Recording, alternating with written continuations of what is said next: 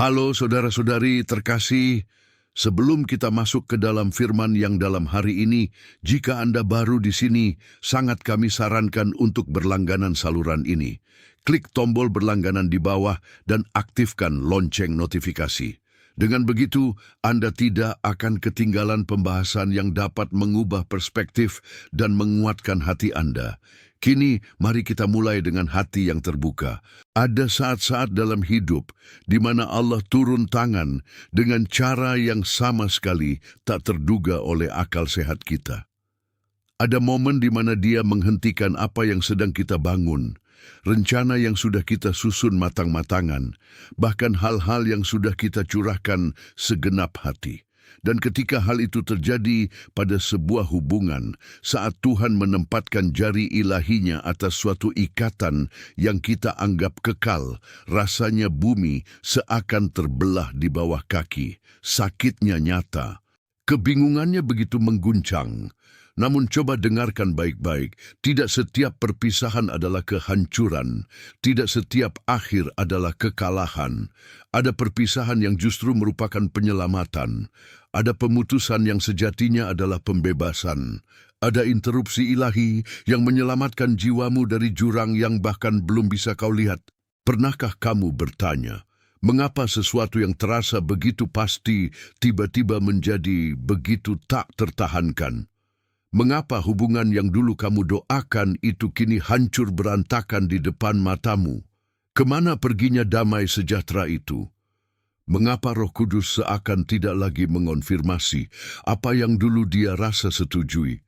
Jawabannya sederhana namun dalam, karena Tuhan melihat apa yang tidak kamu lihat. Dia memandang akhir sejak dari awalnya. Dia mengenal niat-niat yang tersembunyi, akar-akar yang sudah beracun, dan buah yang tidak akan pernah bisa dipanen. Dan ketika Dia memutuskan untuk campur tangan, itu bukanlah kekejaman, melainkan belas kasihan dalam aksi. Kitab Amsal 14:12 dengan jelas dan tajam menyatakan, ada jalan yang disangka orang lurus, tetapi ujungnya menuju maut. Perhatikan baik-baik, jalan yang disangka lurus.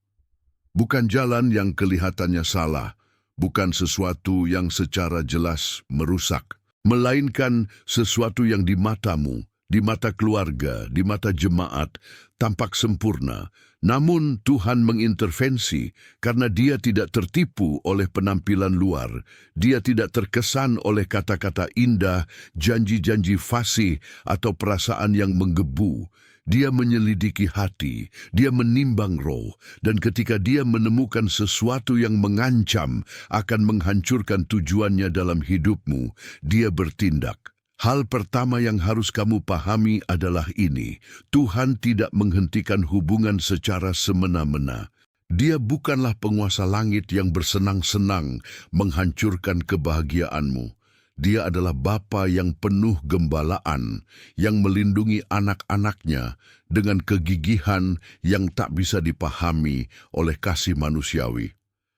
Ketika Dia mengakhiri sebuah ikatan, itu karena ikatan itu sedang mengakhiri dirimu. Ketika Dia memutuskan suatu hubungan, itu karena hubungan itu sedang memutus identitas, panggilan, dan takdirmu. Bayangkan Abraham. Tuhan memanggilnya untuk keluar dari negerinya, dari sanak saudaranya, dari rumah ayahnya. Kejadian 12:1. Ini bukan sekadar ayat tentang geografi, ini adalah wahyu tentang pemisahan ilahi. Keluarlah dari negerimu, firman Tuhan. Mengapa? Karena lingkungan itu, seakrab dan senyaman apapun kelihatannya, justru menghalangi penggenapan janji. Abraham harus meninggalkan bukan hanya sebuah tempat, tetapi juga sistem kepercayaan dan jaringan hubungan yang mengikatnya pada takdir yang lebih kecil dari yang Allah telah rancangkan. Dan kamu, berapa banyak hubungan yang masih kamu pertahankan padahal Tuhan sudah menyatakannya selesai? Berapa banyak ikatan yang masih kamu pelihara padahal surga sudah membatalkannya? Berapa sering kamu berjuang mati-matian untuk menghidupkan sesuatu yang telah Tuhan makamkan? Rasa sakit karena berpisah itu nyata, tetapi rasa sakit karena bertahan di tempat di mana Tuhan tidak berada itu mematikan. Lalu, bagaimana kita bisa mengenali bahwa yang sedang kita alami adalah interupsi ilahi dan bukan sekadar masalah hubungan biasa atau kekhawatiran kita sendiri? Tuhan tidak meninggalkan kita dalam kebingungan. Dia berbicara. Dan tanda-tanda pertama seringkali dimulai dari dalam, dari ruang paling sunyi di hati kita. Tanda pertama adalah hilangnya damai sejahtera yang terdalam. Ini bukan sekadar rasa cemas biasa atau gugup yang wajar. Ini adalah kegelisahan yang merasuk ke dalam roh, yang tidak bisa diselesaikan hanya dengan mengobrol, berjanji, atau berusaha lebih keras. Ini semacam gangguan batin yang terus ada, bahkan ketika segala sesuatu di permukaan terlihat baik-baik saja. Dalam Filipi 4:7, kita dikenalkan pada damai sejahtera Allah yang melampaui segala akal. Namun ketika Tuhan hendak mencabut sesuatu dari hidupmu, seringkali Dia pertama-tama akan mencabut damai yang menopang hal itu sebelumnya. Kamu akan merasakannya dalam rohmu, jauh sebelum kamu memahaminya dengan pikiranmu. Damai sejahtera ini bukan soal emosi atau psikologi, ini adalah urusan spiritual. Ini adalah kehadiran Tuhan yang berkata, ini bukan lagi untukmu. Ini adalah Roh Kudus yang mulai melepaskan hatimu dari sesuatu yang dulu terasa sangat penting. Dan ketika kita mengabaikan tanda ini, ketika kita memaksa diri untuk bertahan di tempat di mana Tuhan sedang meminta kita untuk pergi, pada dasarnya kita memilih kegelisahan, kita memilih kebingungan, kita memilih untuk berjalan sendiri karena Tuhan tidak akan menyertai keputusan yang sudah Dia tolak.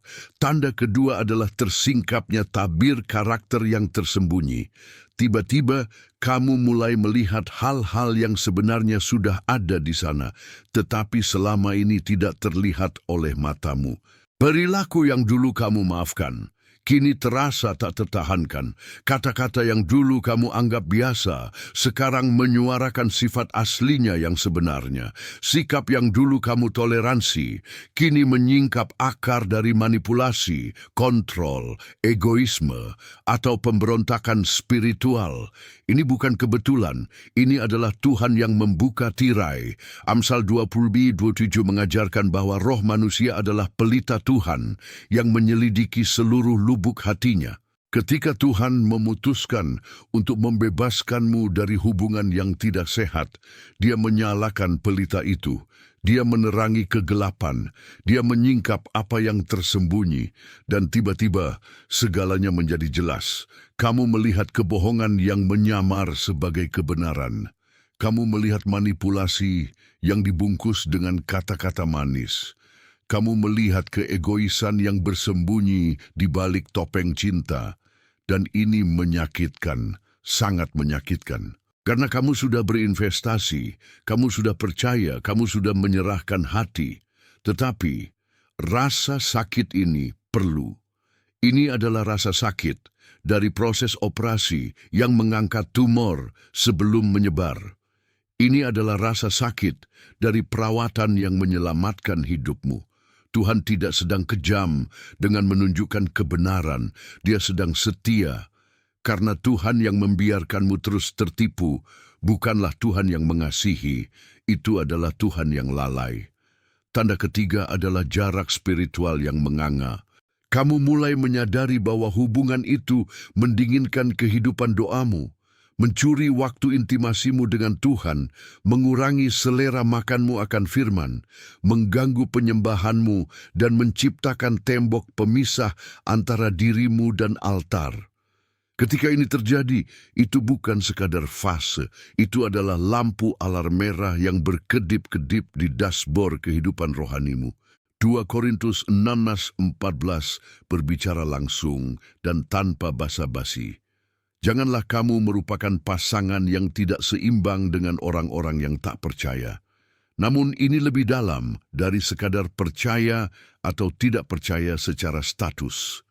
Ini tentang keselarasan spiritual, tentang takdir yang dipanggil bersama, tentang visi yang disatukan. Ketika sebuah hubungan justru mulai menjauhkanmu dari Tuhan, bukannya mendekatkan, ketika ia menarikmu ke bawah, bukannya mengangkat, ketika ia memadamkan api rohanimu, bukannya menyulutnya, itu adalah indikasi kuat bahwa hubungan itu tidak berasal darinya. Ingatlah Samson dan Delila, seorang pria yang diurapi, dipisahkan sejak dari kandungan, dipanggil untuk membebaskan Israel. Dan seorang wanita yang merayunya, memanipulasinya, melemahkannya, dan menyerahkannya kepada musuh. Hubungan itu terlihat seperti gairah, tetapi sebenarnya adalah penjara. Terasa seperti cinta, tetapi hakikatnya adalah kehancuran. Samson kehilangan kekuatannya, penglihatannya, kebebasannya, semua karena mengabaikan tanda-tanda pemisahan ilahi ini. Kamu bukanlah Samson, kamu tidak perlu mengulangi kesalahannya. Ketika Tuhan mulai menjauhkanmu dari seseorang, ketika dia mulai menciptakan rasa tidak nyaman di tempat yang dulu terasa nyaman, ketika dia mulai membentuk jarak di mana dulu ada kelekatan, jangan lawan itu. Bekerja samalah, percayalah, taatilah. Karena dia sedang menyelamatkanmu dari suatu akhir yang tidak ingin kamu alami. Terkadang hati kita masih bergumul. Apakah ini benar darimu Tuhan? Atau hanya perasaanku yang terluka? Untuk pertanyaan seperti inilah, Tuhan memberikan tanda-tanda yang lebih objektif dan kokoh, yang berakar pada firman-Nya dan hasil yang nyata dalam hidup kita. Tanda-tanda ini seperti batu ujian, membantu kita membedakan kehendak ilahi dari emosi manusiawi yang fluktuatif. Tanda keempat adalah perlawanan terhadap firman Tuhan.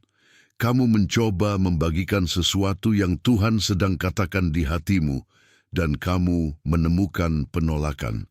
Kamu menyuarakan keyakinan rohani, dan kamu menemukan cemoohan. Kamu berusaha menyelaraskan hidupmu dengan prinsip-prinsip Alkitab, dan kamu bertemu dengan perlawanan yang disamarkan sebagai kebebasan. Disinilah kamu dihadapkan pada dilema yang mengerikan. Taat kepada Tuhan dan hadapi konflik atau jaga kedamaian dalam hubungan itu dan tidak taat pada surga. Perkataan Yesus dalam Matius 5:37 adalah salah satu pernyataan paling radikal. Siapa yang mengasihi bapa atau ibunya lebih daripadaku, ia tidak layak bagiku. Dan siapa yang mengasihi anaknya laki-laki atau perempuan lebih daripadaku, ia tidak layak bagiku. Jika ini berlaku untuk keluarga, apalagi untuk hubungan yang kamu pilih sendiri.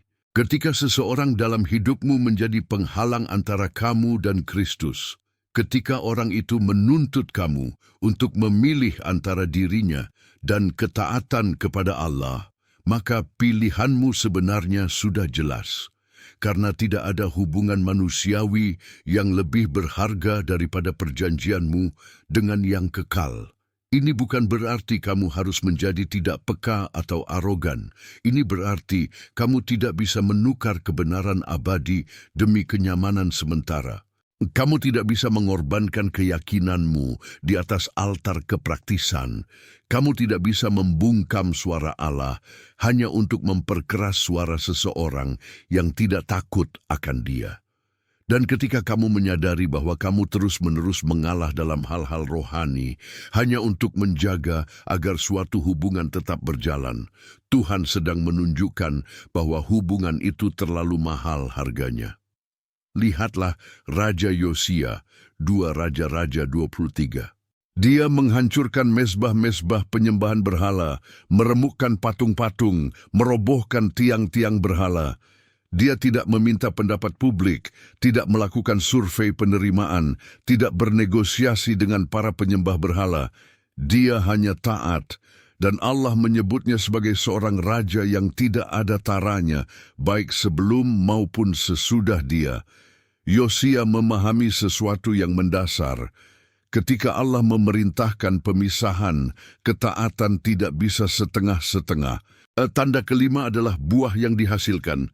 Ini adalah ujian yang paling tidak bisa dibantah karena buah tidak pernah berbohong. Surat Galatia pasal 5 memberi kita dua daftar yang jelas. Buah roh, kasih, sukacita, damai sejahtera, kesabaran, kemurahan, kebaikan. Dan perbuatan daging, percabulan, perseteruan, iri hati, amarah, perselisihan. Coba tanyakan pada dirimu dengan jujur. Hubungan ini sedang menghasilkan apa dalam hidupmu? Apakah itu membuatmu bertumbuh dalam kasih atau justru dalam kepahitan? Apakah itu memberimu sukacita yang tulus atau kecemasan yang kronis? Apakah itu membawamu lebih dekat dan serupa dengan Kristus atau justru menjauhkanmu darinya? Yesus sendiri berkata dalam Matius 7:15, "Dari buahnya lah kamu akan mengenal mereka." Bukan dari niat baiknya, bukan dari janji-janjinya, bukan dari perasaan hangatnya, tetapi dari buahnya. Sebuah hubungan yang terus-menerus menghasilkan pertikaian tidak mungkin bersumber dari mata air kehidupan. Sebuah hubungan yang selalu membuatmu merasa kosong, lelah, dan mempertanyakan nilai dirimu tidak mungkin disirami oleh Roh Kudus. Dan inilah kebenaran yang tajam bagaikan pedang bermata dua. Kamu bisa mencintai seseorang yang tidak Tuhan pilih untuk berjalan bersamamu.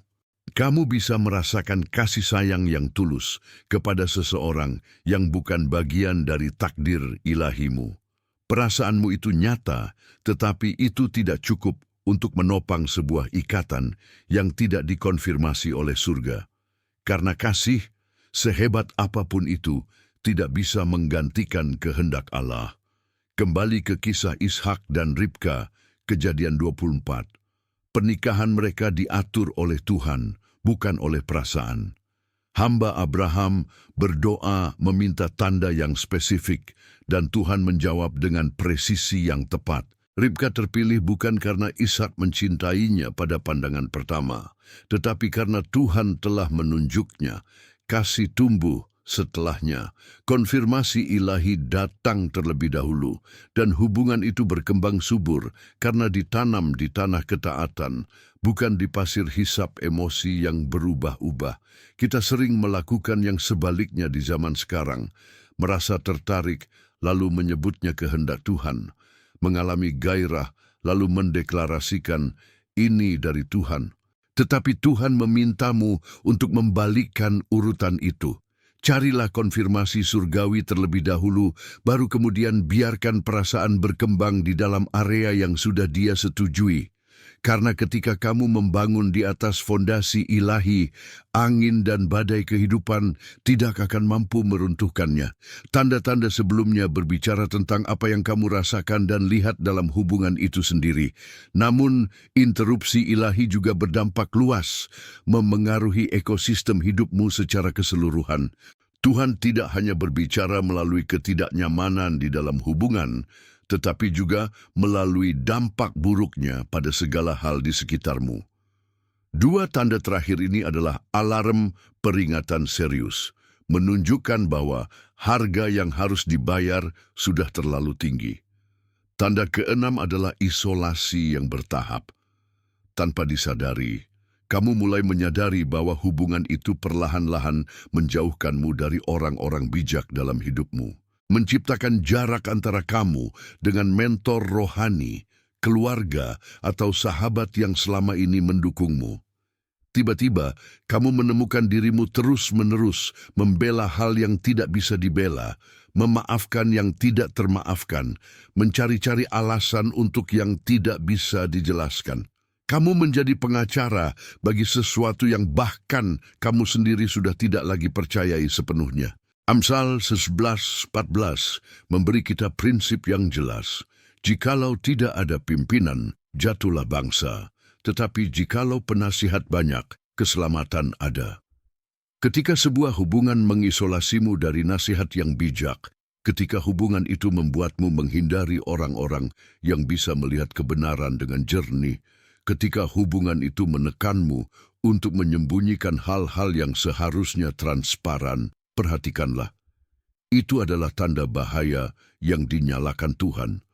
Penipuan berkembang subur dalam isolasi. Kebohongan menguat dalam kesendirian. Manipulasi tumbuh di tempat yang gelap. Mungkin saat mendengar ini, kamu merasa tersentak. Mungkin kamu menyadari bahwa belakangan ini kamu menghindari percakapan penting, menyembunyikan aspek-aspek tertentu dari hubunganmu dari orang yang mengenalmu dengan baik, atau bahkan berbohong pada dirimu sendiri tentang apa yang sebenarnya terjadi. Ini bukan kesetiaan, ini adalah kebutaan yang kamu pilih sendiri. Ingatlah Daud saat dia melarikan diri dari Saul. 1 Samuel 22.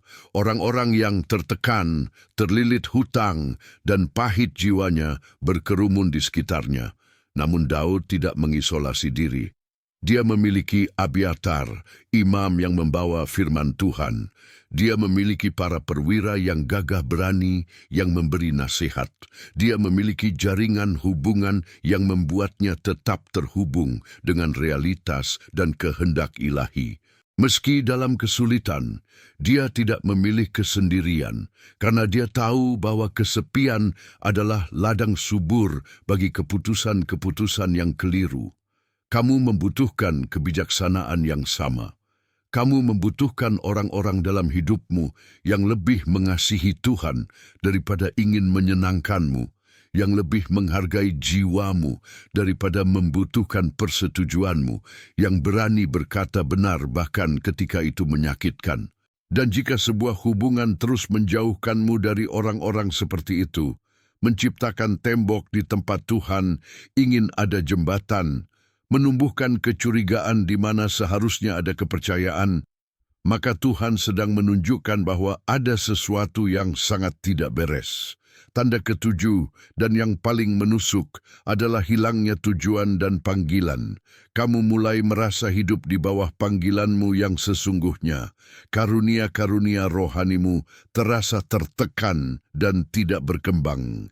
Visi dan mimpimu terasa dikerdilkan atau bahkan menjadi bahan olokan. Dan yang lebih parah, kamu mulai menerima semua ini sebagai sesuatu yang normal. Kamu mulai berkompromi dan puas dengan sesuatu yang kurang dari yang Tuhan rancangkan bagimu. Kamu mulai menukar takdirmu hanya demi mendapat pendamping. Firman Tuhan dalam Yeremia 29:11 terkenal, sebab aku ini mengetahui rancangan-rancangan apa yang ada padaku mengenai kamu. Demikianlah firman Tuhan, yaitu rancangan damai sejahtera dan bukan rancangan kecelakaan, untuk memberikan kepadamu hari depan yang penuh harapan. Tuhan memiliki rencana khusus, mulia, dan melampaui imajinasimu untuk hidupmu. Dan ketika sebuah hubungan menjadi penghalang bagi rencana-rencana itu, ketika hubungan itu mendikte ulang panggilanmu agar sesuai dengan batasan orang lain, ketika hubungan itu memaksamu untuk mengecilkan diri agar orang lain merasa lebih besar, maka Tuhan akan campur tangan. Karena Dia tidak menciptakanmu untuk hidup dalam versi yang lebih kecil dari dirimu. Dia tidak memanggilmu untuk menjadi bayangan siapapun. Dia tidak mengurapimu hanya untuk kau sembunyikan cahayamu di bawah tempurung manusiawi. Ketika kamu membiarkan sebuah hubungan menentukan batas atas, siling hidupmu, ketika kamu menerima limitasi yang tidak pernah Tuhan tetapkan, ketika kamu mengorbankan mimpi yang Dia tanamkan, itu bukan kerendahan hati, itu ketidaktaatan. Pelajaran berharga datang dari Yusuf di Mesir, Kejadian 39. Istri Potifar berulang kali mencoba merayunya. Perempuan itu memiliki kuasa, kecantikan, dan status. Tetapi Yusuf memahami satu hal yang penting. Sesaat kenikmatan tidak sebanding dengan kehilangan tujuan ilahi. Masakan aku melakukan kejahatan yang besar ini dan berbuat dosa terhadap Allah? Katanya, lalu dia lari. Benar-benar lari, meninggalkan jubahnya di tangan perempuan itu, karena dia tahu ada hal yang jauh lebih penting daripada kenyamanan sesaat, penerimaan manusia, atau menghindari konflik. Apa yang terjadi kemudian? Dia dipenjara secara tidak adil. menderita karena melakukan hal yang benar, menghabiskan tahun-tahun di penjara bawah tanah karena memilih Tuhan di atas segalanya. Namun, pada waktu yang ditentukan Tuhan, Dia meninggikan Yusuf, mempromosikannya, menempatkannya di posisi otoritas atas seluruh Mesir, karena Yusuf melindungi tujuannya. Karena dia menolak membiarkan sebuah hubungan yang salah menggugurkan takdir ilahinya. Kamu mungkin berada di momen yang serupa. Tuhan memanggilmu untuk melindungi tujuanmu, untuk menghargai panggilanmu di atas hubungan apapun yang mengancamnya, untuk memahami bahwa ada hal-hal yang tidak bisa ditawar, mimpi-mimpi yang tidak bisa ditunda, visi yang tidak bisa ditinggalkan. Dan jika untuk melindungi semua itu kamu harus melepaskan seseorang, maka lepaskanlah. Karena ketika kamu menjaga apa yang Tuhan tanam di dalam dirimu, Dia akan mengurus segala sesuatu yang lain. Mengenali tanda-tanda adalah langkah awal. Namun, setelah keputusan diambil atau setelah perpisahan yang tak terelakkan itu terjadi, tibalah bagian yang sering kali terasa paling berat, menjalani duka yang nyata. Di sini kita harus jujur. Ketaatan kepada Tuhan tidak serta-merta menghilangkan rasa sakit. Melepaskan sesuatu yang pernah kamu kasihi, meski itu racun, tetap meninggalkan luka. Ada malam-malam di mana kesepian terasa lebih berat daripada keyakinan akan ketaatan. Ada saat kamu mempertanyakan, apakah aku mendengar suaramu dengan benar, Tuhan? Apakah aku terlalu keras? Dalam momen seperti inilah penting untuk mengingat Mazmur 34:19. Tuhan itu dekat kepada orang-orang yang patah hati dan Ia menyelamatkan orang-orang yang remuk jiwanya. Tuhan tidak jauh di dalam deritamu. Dia tidak acuh tak acuh pada penderitaanmu. Dia tidak memerintahkan pemisahan lalu meninggalkanmu sendirian menghadapi konsekuensinya. Dia itu dekat, lebih dekat daripada siapapun. Dan dalam kedekatannya itulah Dia menyelamatkan jiwamu dari apa yang akan dilakukan oleh ikatan yang salah itu padamu. Karena inilah kebenaran yang menjadi penopang. Rasa sakit karena perpisahan itu sementara, tetapi konsekuensi karena tetap di tempat yang salah adalah kekal. Kesepian karena taat kepada Tuhan itu bersifat sementara, tetapi penderitaan karena tidak taat kepadanya bisa meninggalkan luka yang permanen. Kekosongan yang kamu rasakan sekarang bisa diisi oleh hadirat Tuhan, tetapi kekosongan yang akan datang akibat kehilangan tujuanmu tidak ada pengganti manusiawinya. Lalu, bagaimana kita menjalani masa peralihan yang sulit ini? Bagaimana kita taat tanpa menjadi keras hati? Bagaimana kita menjauh tanpa menjadi pahit? Pertama, akui bahwa ini bukan pertempuran yang harus kamu menangkan sendirian. 2 Tawarikh 20:15 dengan tegas menyatakan, bukan kamu yang akan berperang, melainkan Allah. Kamu tidak perlu membenarkan diri secara berlebihan, tidak perlu meyakinkan semua orang, tidak perlu membela keputusanmu di pengadilan opini publik. Tugasmu sederhana, taat, dan biarkan Tuhan yang mengurus konsekuensinya. Kedua, tolaklah untuk memikul rasa bersalah yang bukan milikmu. Ada perbedaan antara bertanggung jawab dan bersalah. Kamu bertanggung jawab atas ketaatanmu, tetapi kamu tidak bersalah atas berakhirnya sesuatu yang Tuhan sendiri putuskan untuk diakisi. Roma 8:1 adalah pegangan yang kuat. Demikianlah sekarang tidak ada penghukuman bagi mereka yang ada di dalam Kristus Yesus. Kamu tidak terkutuk karena taat. Kamu dibenarkan. Kamu berada di jalur yang tepat bersama kehendak Bapa. Ketiga, ciptakan ruang untuk penyembuhan. Ini bukan saatnya untuk langsung melompat ke hubungan baru. Jangan mencari pengisi kekosongan manusiawi untuk suatu luka spiritual. Izinkan Tuhan menjadi cukup. Yesaya 54:5 adalah janji yang luar biasa bagi yang merasa sendiri. Sebab yang menjadi suamimu ialah Dia yang menjadikan engkau, Tuhan semesta alam namanya. Ketika kamu sendiri karena ketaatan, kamu tidak pernah benar-benar sendirian. Tuhan mengambil peran dari segala yang kamu rasakan kehilangan dan lebih dari itu. Di dalam kesendirian yang kudus inilah hal-hal ajaib terjadi. Kamu menemukan kembali dirimu tanpa pengaruh suara-suara yang mendefinisikanmu. Mimpi-mimpi yang terkubur mulai bangkit. Hubungan dengan tujuan yang tertunda kembali tersambung. Karena dalam keheningan, jauh dari kebisingan hubungan-hubungan yang bersaing dengan Tuhan, akhirnya kamu bisa mendengar suaranya dengan jelas.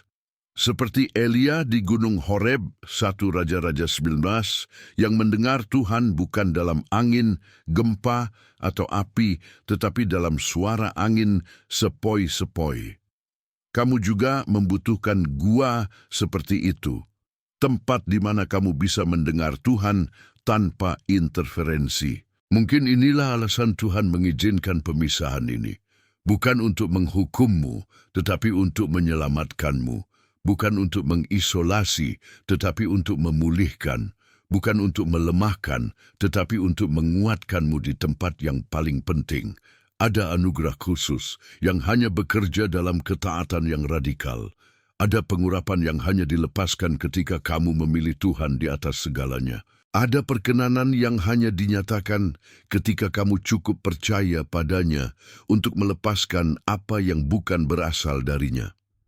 Anugerah ini akan menopangmu dengan cara yang tak terduga, membuka pintu yang kamu kira tertutup, dan membawa hubungan-hubungan baru yang tak akan pernah kamu temui seandainya kamu tetap di tempat yang salah. Amsal 3:5-6 adalah janji yang teruji. Percayalah kepada Tuhan dengan segenap hatimu, dan janganlah bersandar kepada pengertianmu sendiri. Akuilah Dia dalam segala lakumu, maka Ia akan meluruskan jalanmu. Ketika kamu percaya, ketika kamu mengakui kedaulatannya bahkan atas kehilanganmu, Dia akan meluruskan, memperbaiki, menyelaraskan, dan menempatkanmu pada jalan yang sejak semula ditakdirkan untukmu.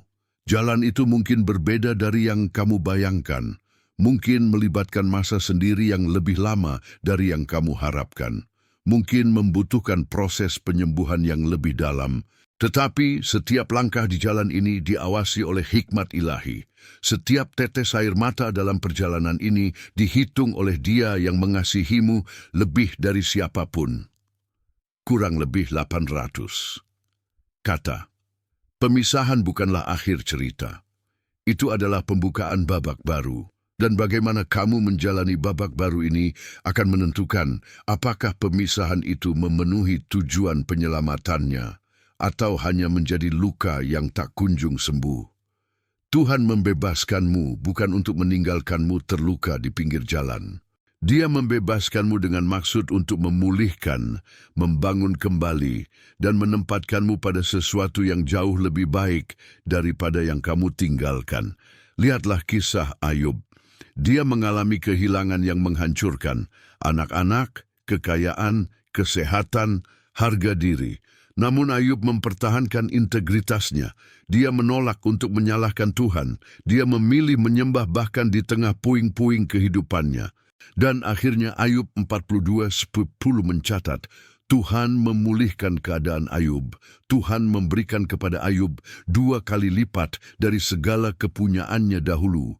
Perhatikan, 2 kali lipat, bukan sekadar pemulihan, tetapi kelipat gandaan. Bukan hanya mendapatkan kembali yang hilang, tetapi ditinggikan.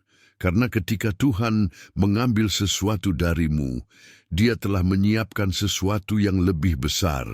Ketika Dia menutup satu pintu, Dia sudah membangun seluruh rumah baru untukmu. Namun, ada detail krusial dalam ayat itu. Ketika ia berdoa untuk sahabat-sahabatnya, pemulihan dan kelipat gandaan itu datang ketika Ayub mampu berdoa bagi mereka yang telah menyakiti dan menghakiminya. Itulah kuncinya. Pintu menuju musim berikutnya terbuka ketika hatimu mencapai tingkat kebebasan batin, di mana kamu bisa memberkati mereka yang melukaimu, bukan karena mereka layak, tetapi karena kamu sudah tidak lagi dikendalikan oleh sakit hati itu. Yesus mengajarkan prinsip yang revolusioner ini. Kasihilah musuhmu, berdoalah bagi mereka yang menganiaya kamu. Matius 5:44. Ini bukan kelemahan, ini kekuatan tertinggi. Ketika kamu bisa memberkati yang menyakitimu, kamu membuktikan bahwa kamu tidak lagi di bawah kendali mereka. Dan Tuhan menghormati itu. Dia melipat gandakan berkat bagi mereka yang menolak menjadi pahit. Maka periksalah hatimu sekarang. Di mana kebencian masih bersembunyi? Di mana keinginan untuk membalas? Selama kamu memelihara kepahitan, kamu menunda pemulihan. Selama kamu menghitung-hitung kesalahan orang, kamu menghalangi Tuhan menulis babak baru. Seperti kata Paulus dalam Efesus 4:31-32, buanglah segala kepahitan dan ramahlah seorang terhadap yang lain, penuh kasih mesra dan saling mengampuni, sebagaimana Allah di dalam Kristus telah mengampuni kamu. Kamu telah diampuni dari hutang yang tak terbayar. Sekarang Tuhan memintamu untuk memberikan kasih karunia yang sama. Ini tidak berarti kamu harus berdamai atau kembali ke hubungan yang beracun. Pengampunan membebaskan kamu, namun rekonsiliasi membutuhkan lebih banyak syarat. Kamu bisa melepaskan seseorang dalam hatimu dan tetap memilih untuk tidak mengundangnya kembali ke dalam hidupmu. Seperti Yusuf yang berkata kepada saudara-saudaranya, memang kamu telah mereka-rekakan yang jahat terhadap aku, tetapi Allah telah mereka-rekakannya untuk kebaikan. Kejadian 50:20. Kamu perlu perspektif yang sama. Melihat kedaulatan Allah yang bekerja melalui kejahatan manusia untuk membawamu pada kebaikan yang lebih besar. Dengan perspektif ini, kamu berhenti menjadi korban dan menjadi pemenang. Kamu berhenti ditentukan oleh apa yang hilang dan mulai dibentuk oleh apa yang akan datang. Karena sekarang kamu mengerti, pemisahan itu bukan akhir. Itu adalah awal yang baru. Yesaya 43:18-19 berbisik penuh janji. Janganlah ingat-ingat hal-hal yang dahulu, dan janganlah perhatikan hal-hal yang dari zaman purbakala. Lihat, aku hendak membuat sesuatu yang baru. Tuhan sedang melakukan sesuatu yang baru, bukan versi upgrade dari yang lama, tetapi sesuatu yang benar-benar segar. Dan untuk bisa melihat yang baru, kamu harus berhenti memandang yang lama. Caranya, dengan memperbarui pikiranmu, Roma 12:2. Penuhi pikiranmu dengan apa yang Tuhan katakan tentang dirimu, bahwa kamu dikasihi, dipilih, berharga, bahwa kamu memiliki masa depan dan pengharapan. Fokuskan pikiran pada segala yang benar, mulia, adil, suci, manis, sedap didengar, dan patut dipuji. Filipi 4:8. Fokusmu membentuk masa depanmu. Ingatlah prinsip ini, setiap interupsi ilahi adalah sebuah bentuk doa syafaat. Ketika Tuhan mengakhiri sesuatu, Dia sedang bertarung untukmu melawan kekuatan yang tak kau lihat. Dia memblokir serangan yang tak kau sadari, karena musuh jiwamu itu strategis. Terkadang senjatanya yang paling efektif datang menyamar sebagai hubungan yang tampak tidak berbahaya. Tuhan dalam belas kasihannya menutup pintu itu. Bukan untuk membatasimu, tetapi untuk melindungimu. Karena itu, berdirilah teguh. Tunduklah kepada Allah dan lawanlah iblis, maka ia akan lari daripadamu. Yakobus 4:7. Penuhi hidupmu dengan hadirat Tuhan hingga apapun yang bukan darinya langsung terasa asing. Saat kamu tinggal dalam tempat perlindungan yang maha tinggi, Mazmur 91, kamu akan dilindungi. Dan dari tempat tinggal itu kamu akan menemukan bahwa kehadirannya lebih memuaskan daripada hubungan manusia manapun. Ini tidak meniadakan keinginan akan hubungan yang sehat. Tetapi Tuhan perlu cukup bagimu terlebih dahulu. Ketika kamu utuh di dalam Dia, kamu tidak akan masuk ke dalam hubungan baru karena kebutuhan, tetapi karena pilihan dan keselarasan ilahi. Hubungan yang Tuhan bawakan nanti adalah antara dua pribadi yang sudah utuh, yang saling memperkuat, bukan saling menyandarkan beban. Pengkhotbas 4 Petrus 9:12 menggambarkannya dengan indah. Berdua lebih baik daripada seorang diri. Jika seorang dapat dikalahkan, dua orang akan dapat bertahan. Tali 3 lembar tak mudah diputuskan. Lembaran tali ketiga itu adalah Tuhan. Dan ketika dia menjalin dua hati yang telah dia pilih sendiri, kekuatan ikatan itu bersifat supranatural. Jadi, ketika kamu melihat ke belakang nanti, kamu akan bersyukur untuk setiap tidak yang Tuhan ucapkan, setiap pintu yang Dia tutup, setiap hubungan yang Dia hentikan. Karena kamu akan menyadari setiap perpisahan adalah perlindungan, setiap akhir adalah pengarahan ulang. Setiap kehilangan adalah keuntungan yang terselubung. Kita tahu sekarang bahwa Allah turut bekerja dalam segala sesuatu untuk mendatangkan kebaikan bagi mereka yang mengasihi Dia. Roma 8:2-28. Segala sesuatu, termasuk hubungan yang menyakitkan itu, sedang bekerja bersama untuk kebaikanmu. Kini inilah saatnya bangkit. Ambil langkah pertama di jalan yang telah Tuhan buka. Percayalah. Karena Dia yang memulai pekerjaan baik dalam dirimu, Ia akan menyelesaikannya juga. Filipi 1:6. Perjalananmu menuju yang baru, yang lebih baik, telah dimulai.